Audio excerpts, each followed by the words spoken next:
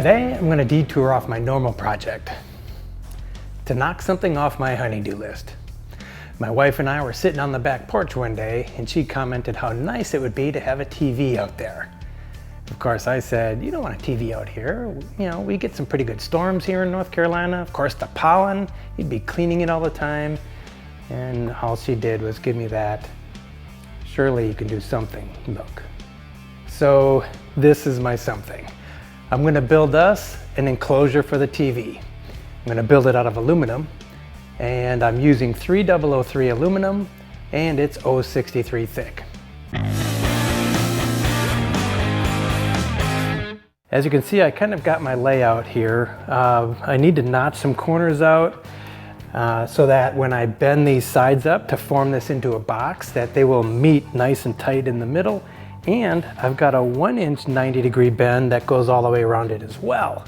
When I bend that, that will complete a lip on the front side of it, which will allow me to put a door on it to close it all complete. And this 1-inch lip has 45-degree cuts in it so that when that's folded in, it will meet nice and tight on the top. So it'll be much easier to weld with. I'll be using the Multimatic 220 AC/DC for this project, and I'll be using 4043 filler metal. This material cuts pretty easy. I'm just going to be using an old little jigsaw on it. I normally would take this over to my bandsaw, but I snapped a blade in it the other day. But it cuts pretty easy. You could even use a hand snips for it. But keep in mind, if you use hand snips on this stuff, it does tend to warp the material a little bit, so you'll have to kind of straighten that out. But a little jigsaw or even a sawzall will do the job.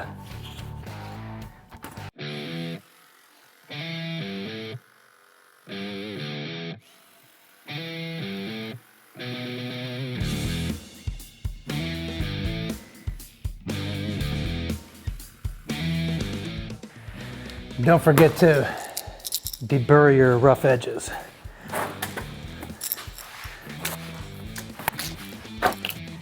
And rinse and repeat 3 more times.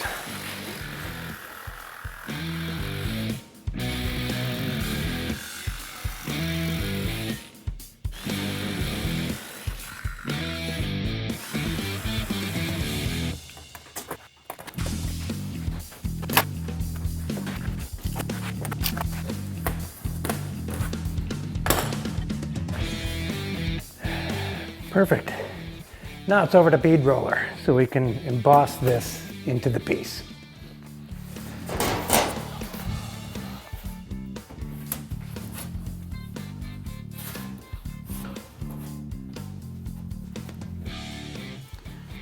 I like to start these bead rolls on the flat instead of on the radius. It's just easier to get everything lined up. Also, it's about impossible to do this with only one person without having an electric feed on your bead roller. This was an old hand crank model, and about the best thing I ever did was convert it over to electric. Another thing you can do to help prevent some of the warping and tension that happens in your sheet is make your radiuses as wide as you can. This one happens to be a 3-inch radius. All I did was take a compass and draw it out on some construction paper and cut it out. Not making an extremely deep offset here, just because I want to reduce the chances of having too much tension put in the sheet.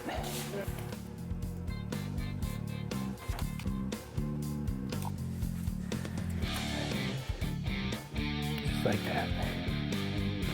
All right, we're gonna bend the 1-inch lips first.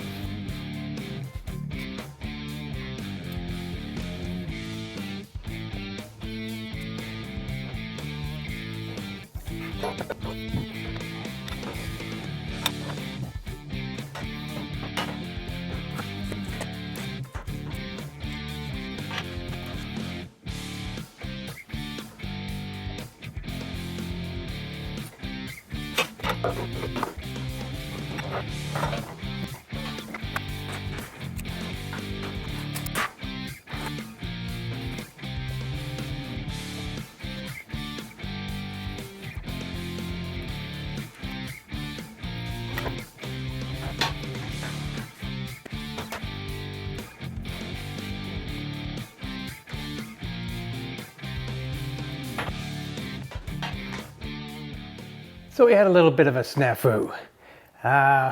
My box pan brake only has a clearance of 3.5 inches, which I knew. And I made these sides 3.5 inches.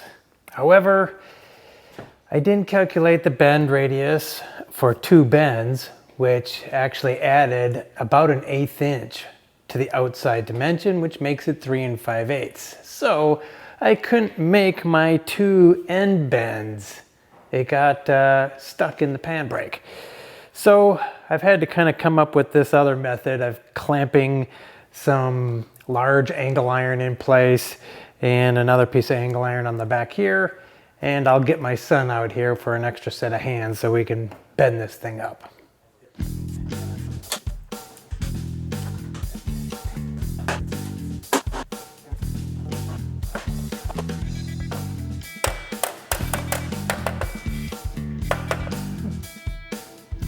Pretty darn close. I like it.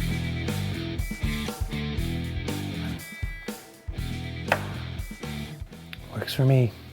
With everything squared up and clamped to my weld table, I can start tacking in my corners. I'm going to tack my outsides and the tops, and then I'm going to come back around and finish welding them complete. Remember, before you start welding, clean all your weld joints with a dedicated stainless steel brush and wipe them clean with some acetone. I'm going to be using the Multimatic 220 AC/DC for this project. I have my main amperage set about 95, which is a little bit more than what you typically would use for this 63 thick material. I like putting down a quicker, hotter tack. My balance control is set down to 73, which gives me a little bit more cleaning, and that's helpful because of the outside corners, where the base metal is actually falling away from the welding arc. And my frequency is set for 85. That 85 number widens the weld puddle out a little bit. Warning: read and follow all labels and your owner's manuals. And remember, I'm using 4043 1/16 filler metal for this. I'm going to weld the easy sides first and then flip it around.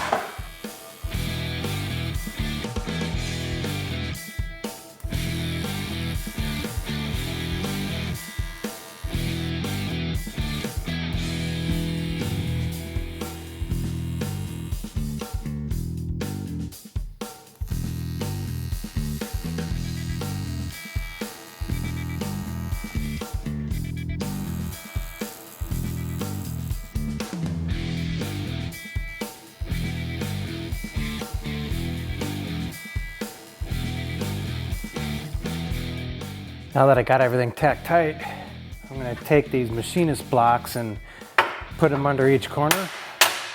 And that'll raise this up a little bit so that I can start my weld on the bottom and work my way up.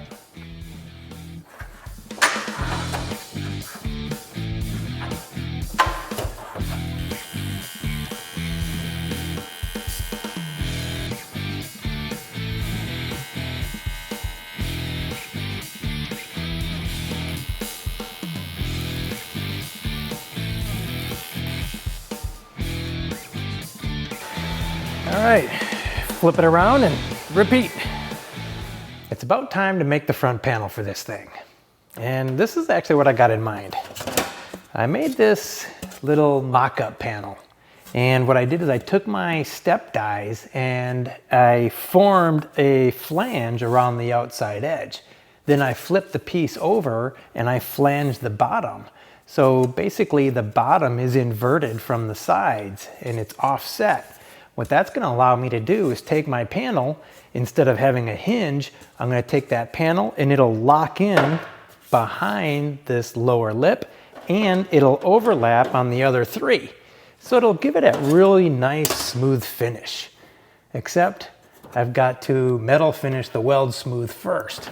So that's what we're gonna do next. And then make a bigger panel.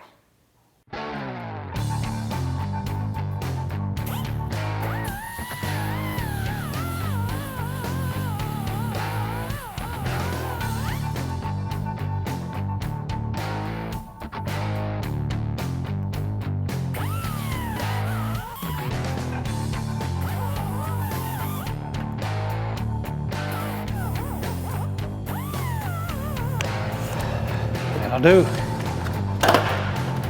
It's time to make the bigger panel. All right, it's time to make this measurement for my front panel. It's 42 inches wide, 26 inches tall, but actually there's a little step in the flange, so that takes up about an 1/8 inch. So I really need to subtract an 1/8 inch off each side, which is a 1/4 inch. So that means I've got 42 3/4, and nope, check that. 41 3/4 by 25 3/4. Pays to measure twice, cut once. All right, it's about perfect. Now I need to notch these corners inch by inch, and I'm gonna radius these a little bit here too. I'm just gonna take my little air angle grinder and knock the corners off of that.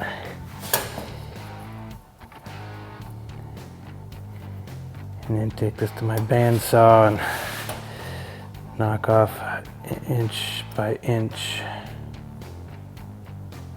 notch on this corner. This is where that inverted lip is going to fit underneath. All right, I got my panel cut and my corners notched out for that bottom lip.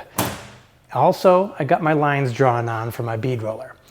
When working with a piece this large, it's best to have 2 people to help feed it through the bead roller, or what I'm gonna do is actually bring my weld table closer to the bead roller and then suspend it up with a box or something to get it to the same height. And that's gonna help me feed it through the bead roller without having the chance of this kinking or bending.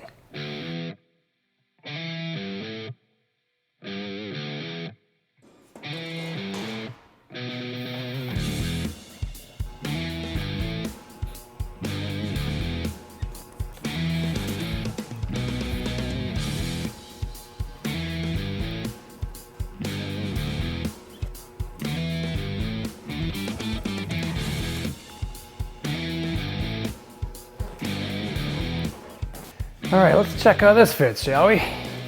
Let's see.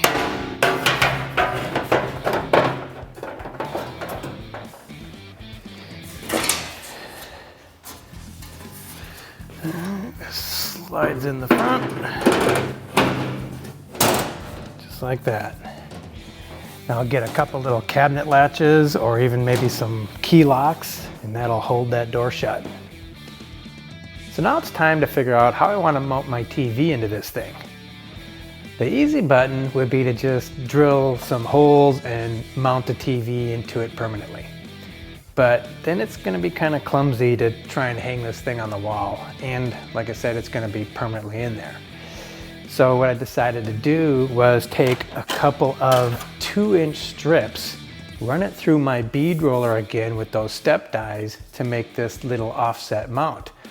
Okay, one of them is going to be welded inside the cabinet, and the other one is going to get bolted to the back side of the TV with these bolts that I cut the heads down on. Okay, then I can just take the TV, slide it in the cabinet, and drop it into its mount. All right, I got everything in position, got some machinist blocks to hold it down. I did turn up my frequency a little bit to 90 on the Multimatic 220 AC/DC. It still gives me a little bit of a wider bead, but a little bit more control.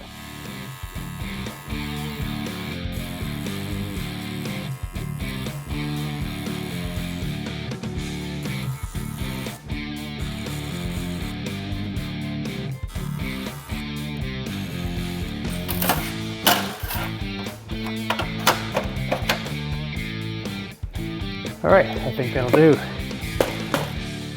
Got my other one mounted on the back of the TV. If this doesn't work, I'm gonna look pretty stupid.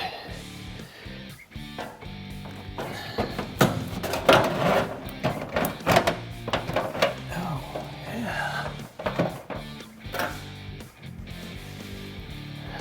All right, one TV mounted in the enclosure. Now all I gotta do is really just punch a couple holes in the enclosure, mount it to the wall, and another hole for the power cord.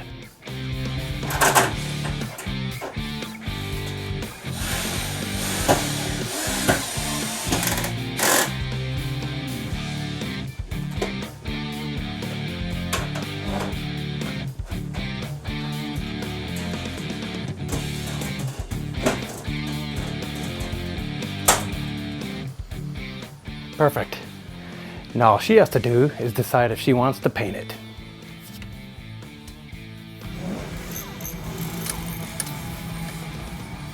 Oh, I love this show. Welcome to episode. It's okay.